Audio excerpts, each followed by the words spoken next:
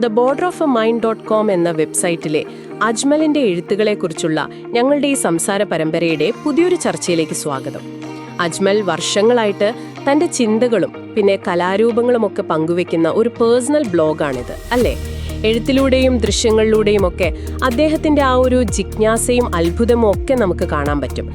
ഇന്ന് നമ്മൾ അദ്ദേഹത്തിന്റെ മെന്റൽ മസിൽസ്, അതായത് മാനസിക പേശികൾ എന്നൊരു ബ്ലോഗ് പോസ്റ്റാണ് നോക്കുന്നത്. ജീവിതത്തിലെ പ്രയാസങ്ങളെക്കുറിച്ചുള്ള ചില ചിന്തകളാണ് അതിൽ. അപ്പോൾ ഈ മെന്റൽ മസിൽസ് എന്ന പോസ്റ്റിൽ അജ്മൽ പറയുന്ന ഒരു പ്രധാന കാര്യം, നമ്മളെല്ലാവരും ജീവിതത്തിൽ പല പ്രതിസന്ധികളിലൂടെ കടന്നു പോകും എന്നതാണ്. ഓരോരുത്തർക്കും അതിന്റെ രീതിയും അളവും ഒക്കെ ചിലപ്പോൾ വ്യത്യാസമായിരിക്കും. പക്ഷേ ഇതൊരു യാഥാർത്ഥ്യമാണെന്ന് നമ്മൾ എത്രത്തോളം അംഗീകരിക്കുന്നോ അത്രത്തോളം ആ പ്രതിസന്ധികൾ നമ്മളെ വല്ലാതെ ഉലയ്ക്കുന്നത് കുറയും എന്നാണ് അദ്ദേഹം പറയുന്നത്. ശരിയാണ്. പക്ഷേ അവിടെ വെറുതെ അംഗീകരിക്കുന്നതിനപ്പുറം വേറൊരു തലം കൂടിയുണ്ട്. അജ്മൽ സൂചിപ്പിക്കുന്നത് പോലെ ഈ പ്രയാസങ്ങൾ അനിവാര്യമാണെന്ന് മനസ്സിലാക്കുക. ഒരു പക്ഷേ ഒരു വലിയ ദൈവീക പദ്ധതിയുടെ ഭാഗമായിട്ട് ഈ വെല്ലുവിളികൾക്കൊരു സ്ഥാനമുണ്ടാവാം. ശരിയാണ്. ആ ഒരു തിരിച്ചറിവ് നമ്മളെ തളർന്നു പോകാതെ പിടിച്ചു നിർത്താൻ സഹായിക്കും. എന്തു വന്നാലും അതിനെ നേരിടാൻ നമ്മൾ ഒരുങ്ങിയിരിക്കും. അപ്പോ ഈ തിരിച്ചറിവ് എന്ന് പറയുന്നത് ഒരു തരം മാനസിക തയ്യാറെടുപ്പാണ്, അല്ലേ?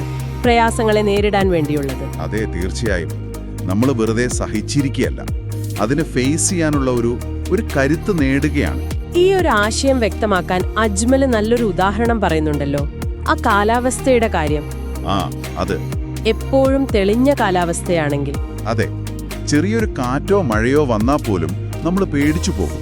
ശരിയാണ്. പക്ഷേ ഇതിനു മുമ്പ് പലതവണ കാർമേഘങ്ങളെയും ചിലപ്പോൾ പ്രക്ഷുബ്ധമായ കടലിനെയും ഒക്കെ നേരിട്ടിട്ടുണ്ടെങ്കിൽ വരാനിരിക്കുന്ന ഒരു കൊടുങ്കാറ്റിനെ എങ്ങനെ അതിജീവിക്കണം എന്ന് ഏകദേശം ഒരു ധാരണയുണ്ടാകും. അപ്പോ പ്രതികൂല സാഹചര്യങ്ങളെ പുകഴ്ത്തുകയല്ല ഇവിടെ ചെയ്യുന്നത്. ഒരിക്കലുമല്ല.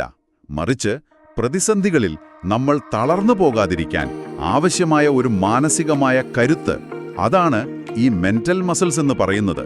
അത് നമ്മൾ വളർത്തിയെടുക്കണം. അതിന്റെ പ്രാധാന്യമാണ് അദ്ദേഹം ഊന്നിപ്പറയുന്നത്. ഒരു വ്യായാമം പോലെയാണോ? ഒരു തരത്തിൽ അതെ. ഈ പ്രയാസങ്ങളെക്കുറിച്ച് ചിന്തിക്കുന്നതും ചിലപ്പോൾ എഴുതുന്നതുമൊക്കെ ഈ പറയുന്ന മാനസിക പേശികളെ ബലപ്പെടുത്താനുള്ള ഒരു തരം എക്സർസൈസ് പോലെയാണ് അജ്മൽ കാണുന്നത്. അതായത് ഭാവിയെ നേരിടാൻ നമ്മൾ തയ്യാറെടുക്കുന്നു, അല്ലാതെ പഴയ കാര്യങ്ങൾ ഓർത്ത് വിഷമിച്ചിരിക്കുകയല്ല. Exactly. We are preparing, not dwelling. അതാണ് അജ്മലിന്റെ വാക്കുകൾ.